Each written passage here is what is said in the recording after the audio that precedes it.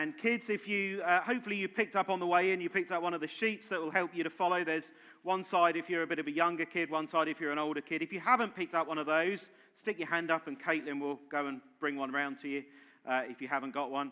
Or you can go and get one yourself. There's people waving. So make sure you have one of those sheets and a pencil. That will enable you to follow along just over these next few minutes. Well, this morning we've been thinking about confidence, and specifically about being confident in Jesus. That's the main message, really, of this passage in Philippians 3. Paul wants his friends in the city of Philippi and us today to be confident in Jesus, for our confidence to rest 100% in him. Not in ourselves, not in anything we can do or achieve or become, but confidence in Jesus. The trouble is, there are many conflicting messages all around us. We live in a culture, don't we, that tells us to believe in ourselves.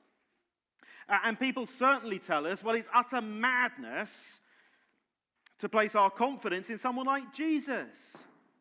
I mean, he was crucified 2,000 years ago. He was killed on a cross.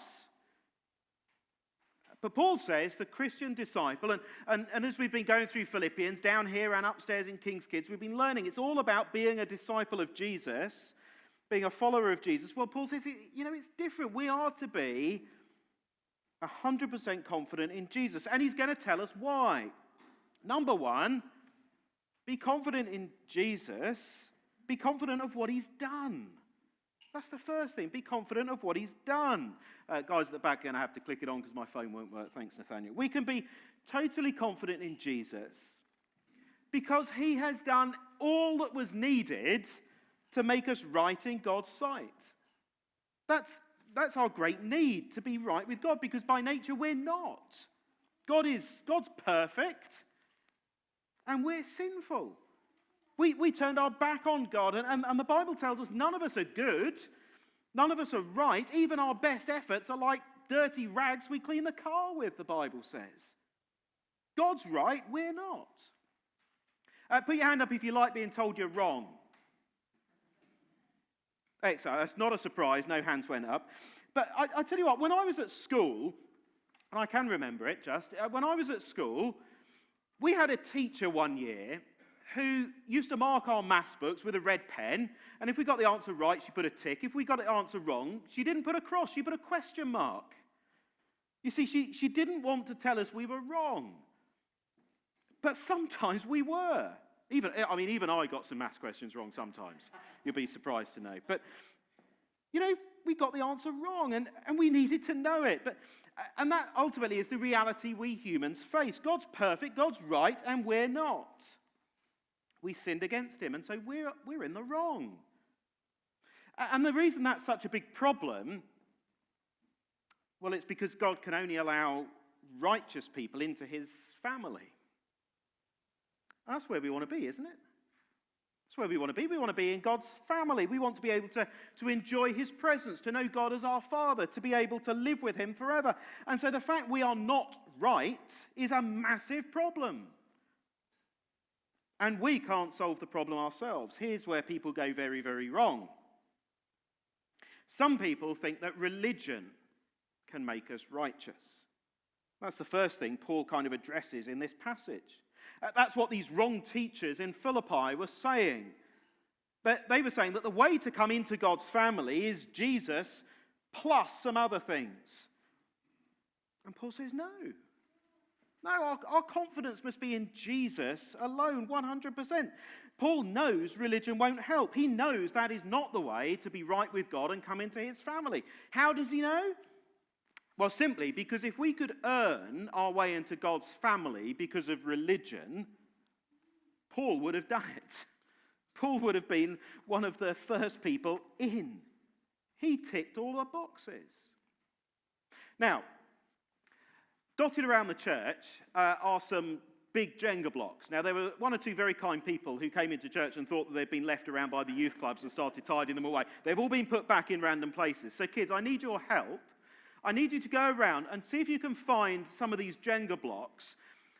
They've got a word written on, and I want you to find the ones with red pluses.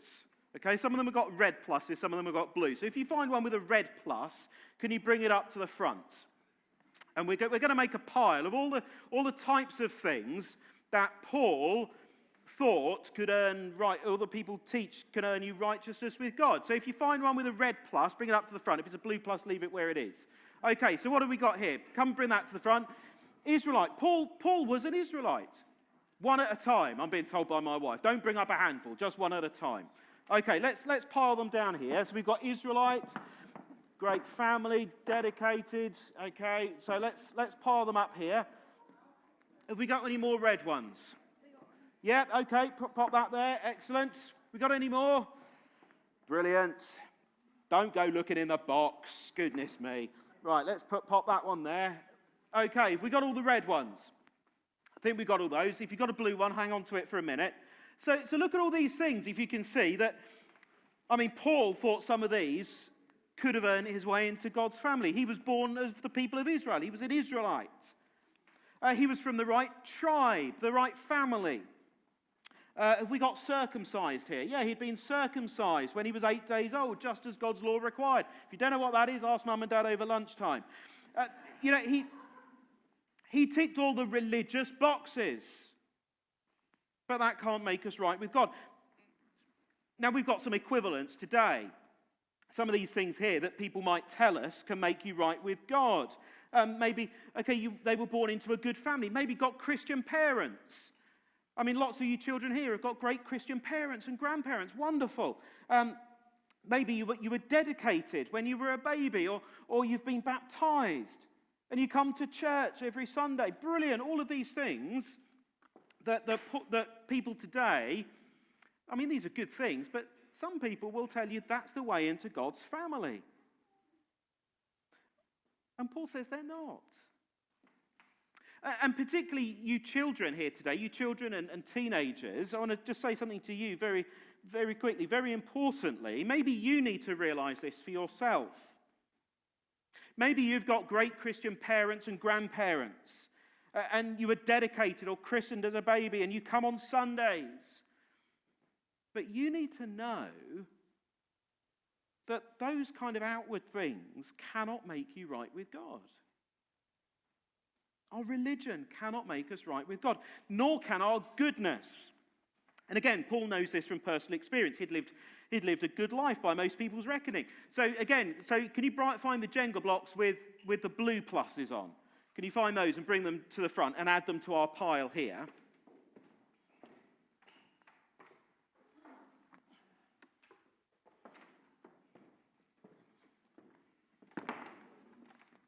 Add it on the top. Oh, there we go. Right, pop it in there. So, look, we're making a great big pile of stuff, aren't we? Stuff that people would say can make us right with God. Paul's got personal experience. He'd lived a good life, hadn't he? He was what did he say in our passage? Well, he was a top-quality Jew. He was a Pharisee. Oh, would I put it upside down? Brilliant. Thanks. Well done. He was a Pharisee, and he'd done lots of good things. He was zealous. That means he was passionate for God. And, people would have looked at Paul and said, yeah, he's right with God. Yeah, he's in God's family. But Paul knows he wasn't. It's still the same today. I've lost count of the number of people I've met who think they're okay with God because they think they're good people. They don't do anything terribly bad. And I mean, they even give to charity and they help the poor and they're just kind and helpful and live a decent kind of life. But our goodness can't make us right with God. Only Jesus can. That's what Paul is saying. He was as religious and as good as you could possibly hope to be, but he was still not right with God until he came to know Jesus personally. Verse 7, whatever were gains to me, I now consider loss. I mean, it's all of these things that he thought that he'd weighed up and he'd spent years thinking these were gains, these were plus points that would get him into God's family, make him right with God. He now realizes they're not. I consider them garbage, he says. All of those things he thought were earning God's approval, what does he do with them? Well, he now puts them into the rubbish bin.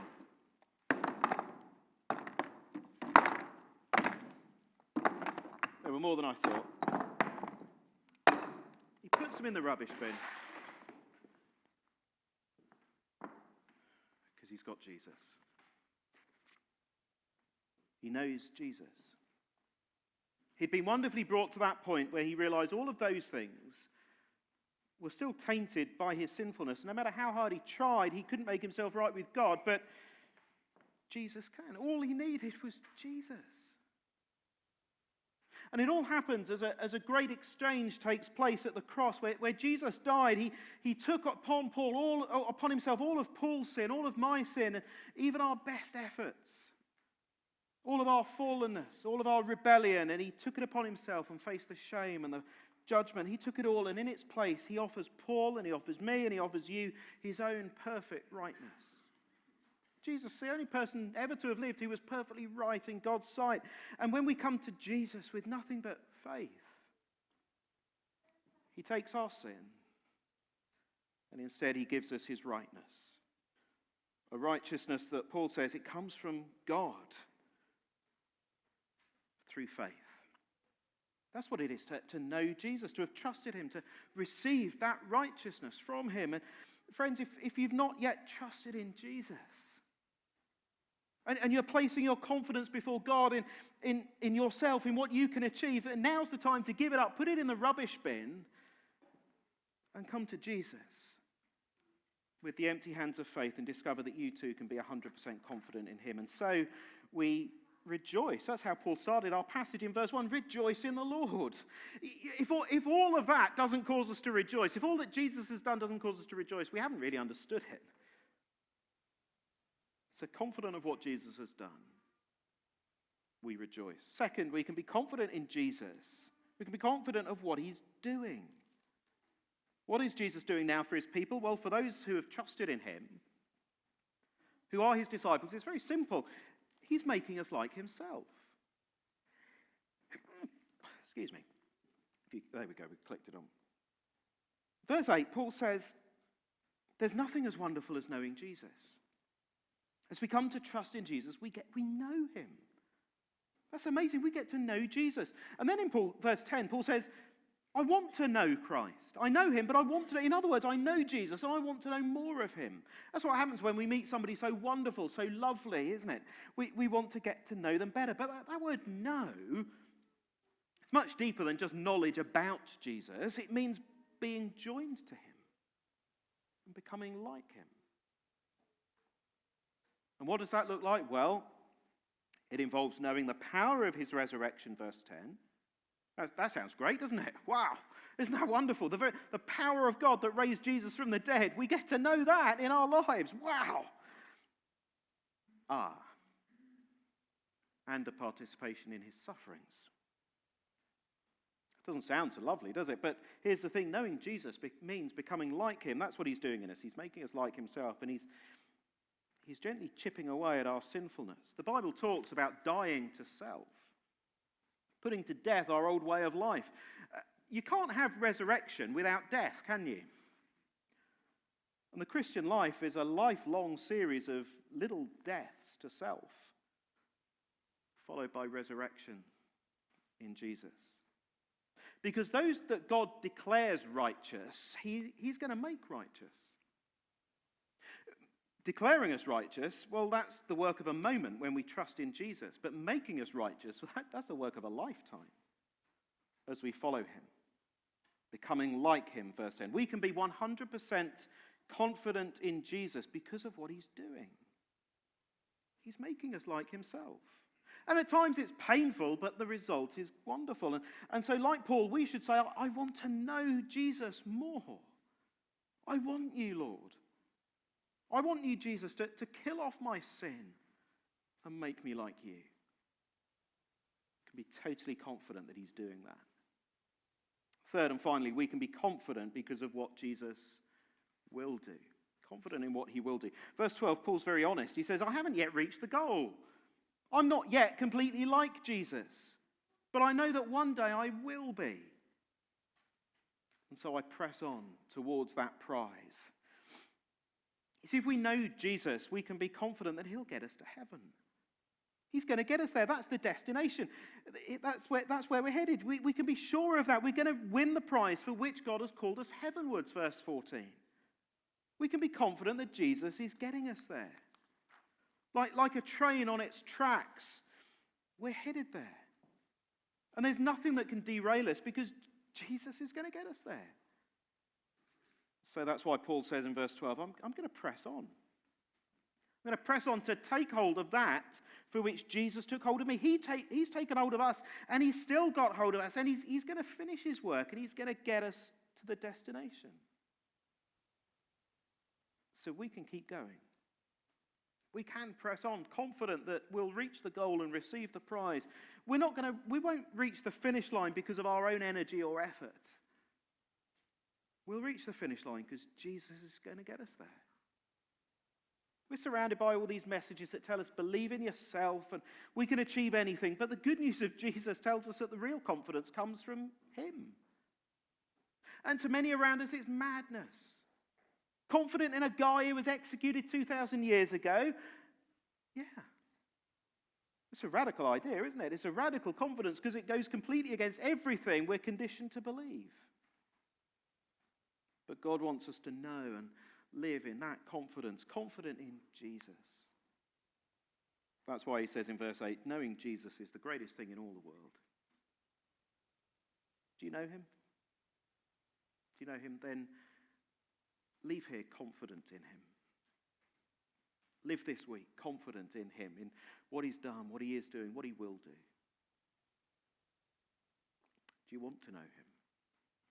If you realize you don't yet know him, if you realize you're putting your confidence in all those things that really need to go in the rubbish bin, if you want to know Jesus, be delighted to chat with you afterwards. Come and get hold of me after the service. But we're going to close our time together by singing a song that is all about this wonderful passage in Philippians 3, all I once held dear.